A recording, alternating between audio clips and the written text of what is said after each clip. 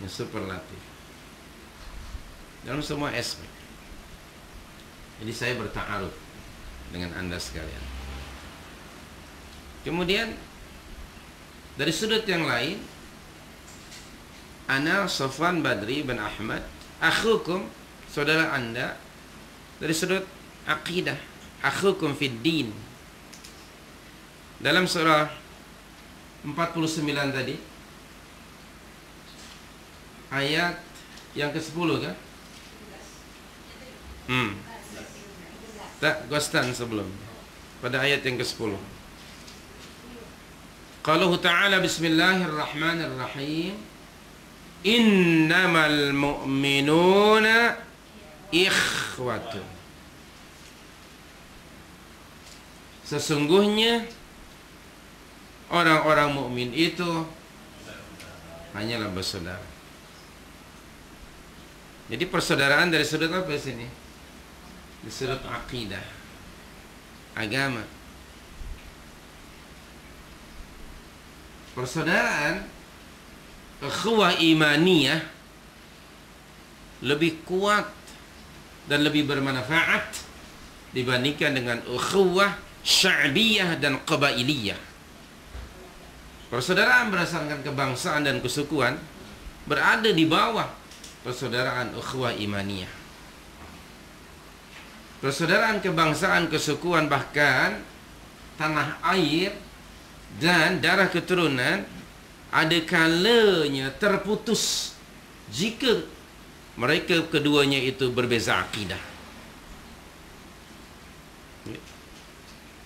Bagaimana seorang ayah Nuh alaihissalam terputus hubungannya dengan anaknya sendiri, padahal itu darah keturunannya, tapi terputus karena apa? Berbeza akidah. Ibrahim alaihissalam dengan bapaknya sendiri, seorang suami terpisah dengan istrinya karena berbeza akidah. Nuh dengan istrinya, Lut pun dengan istrinya, dan seorang anak saudara dengan bapak saudaranya pun putus hubungannya karena berbeza akidah, yaitu Nabi Allah Muhammad SAW dengan Abu Talib, dengan Abu Lahab, terputus karena berlainan akidah. Akhuwah imaniyah lebih kuat, lebih bermanfaat dalam kehidupan dunia sehinggalah akhirat. Bukankah salah seorang atau kelompok manusia nanti pada hari hisab yang akan mendapat izin dari Allah untuk dapat saling memberi syafaat, bukankah mereka itu antara orang mukmin dengan mukmin? Bukan begitu? Bukan antara orang bangsa tertentu dengan bangsa yang lain, tetapi orang-orang yang beriman. Dan manfaat persaudaraan yang diasaskan di atas iman, di atas takwa, akan dibawa sehingga akhirat. Sila rujuk surah Az-Zukhruf. Surah nombor berapa Az-Zukhruf itu? 43 ayat 67. Anda perhatikan firman Allah di sini. Surah 43 ayat 67. Qauluhu ta'ala, Bismillahirrahmanirrahim. Al-akhillau yawma idzin ba'duhum li ba'din aduwwun illa al-muttaqin. Sudah jumpa ayatnya? Ya, muka surat 803 ya. Ayat 67. Teman-teman karib, close friend, best friend masa di dunia ni, pada hari itu, yakni hari hisab, sebahagiannya menjadi musuh kepada sebagian yang lain. Pada hari itu mereka akan saling menyalahkan antara satu dengan yang lain. Kecuali siapa? Kecuali orang-orang yang bertakwa. Harapan kita semoga kita berkenalan dan bersaudara, asasnya ialah ketakwaan. Akhun fid din, akhun fil iman. Akhukum fid din, saudara anda seagama. Maka kita tidak membawa identiti kebangsaan dan kesukuan. Kita berada di atas landasan yang sama, yaitu iman dan takwa kepada Allah. Yang ini akan memberi manfaat di sini sehingga hari akhir. Dan melalui majlis ilmu ini semoga semakin subur, semakin kuat ukhuwah imaniyah ini. Asasnya adalah ketakwaan kepada Allah. Dan sebagai realisasi daripada ukhuwah imaniyah ini, kita mesti saling bantu-membantu, tolong-menolong, okay? Dalam berbagai perkara yang bagi mencapai keridhaan Allah Subhanahu wa taala. Dan agar kita tidak termasuk kelompok orang-orang yang merugi. Na'udzubillah.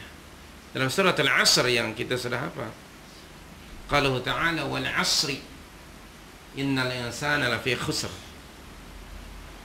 Demi masa, sesungguhnya manusia itu ada dalam kerugian.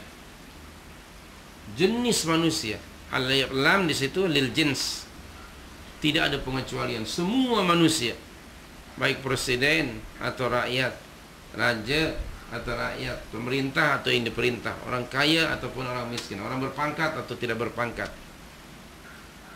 semua manusia la fi khusrin. Namun ada pengecualian. Illa alladzina amanu wa 'amilus shalihat wa tawassaw bil haqq wa tawassaw bis sabr. Empat ini. Iman, nahmadullah, nahnu nu'minu, kita sudah beriman. Amal saleh, mudah-mudahan kita sudah melakukan amal saleh menurut kemampuan kita. Yang ini hampir setiap orang ada di kalangan kita. Tapi yang ketiga belum tentu. Wa tawassaw bil haqq. Wa tawassaw bis sabr belum tentu. Belum selamat kecuali kita memenuhi empat syarat ini. Kita baru satu dan dua aja. At-tawasi bil haqqi wa tawasi bis sabr. Kalimah wa tawasaw wazannya tafa'al. Saya pernah terangkan dahulu. Yang ini disebut dalil musyarakah, saling. Wa tawasaw bil haqq, saling apa? Ingat mengingatkan, bantu membantu, nasihat menasihati dengan kebenaran. Berasaskan al-haq. Maknanya di sini dakwah, kata Syekh Muhammad ibn Abdul Wahhab rahmatullahi alaih, at-tawasi bil haqq bermakna dakwah. Jadi tidak hanya cukup iman dengan amal, dia mesti ada sharing kebaikan itu dengan orang lain. Dan dakwah, saya selalu sebut, berasaskan pada surah Ali Imran 104. Ada dua sasaran dakwah. Dakwah keluar dan dakwah ke dalam. Dakwah keluar yang menjadi sasaran ialah orang-orang musyrikun. Dan dakwah ke dalam ialah di kalangan Muslim community. Ali Imran 104. Qauluhu ta'ala wal takum minkum ummatun yad'una ilal khair wa ya'muruna bil ma'ruf wa yanhauna 'anil munkar wa ulaika humul muflihun. Betul? Ta'at-tawasi bil haqq. Jadi mari kita realisasikan persaudaraan kita berasaskan itu. Saling tolong-menolong, bantu-membantu bagi menyebarkan kebenaran, sharing kebenaran dan menegakkan kebenaran. Ini kewajiban bagi tiap-tiap individu mengikut kemampuan masing-masing. Kemudian at-tawasi bis sabr. Untuk melaksanakan itu, semua itu, menuntut ilmu, mengamalkan ilmu, apalagi ketika berdakwah mengajak orang, dia perlu pada sabar. Perlu pada kesabaran. Nak menuntut ilmu perlu sabar, mengamalkannya lagi perlu sabar, apalagi menyampaikannya. Diperlukan ekstra sabar. So, semoga itulah salah satu realisasi daripada ukhuwah imaniyah. Persaudaraan yang saling memberi, menunjukkan pada jalan yang baik.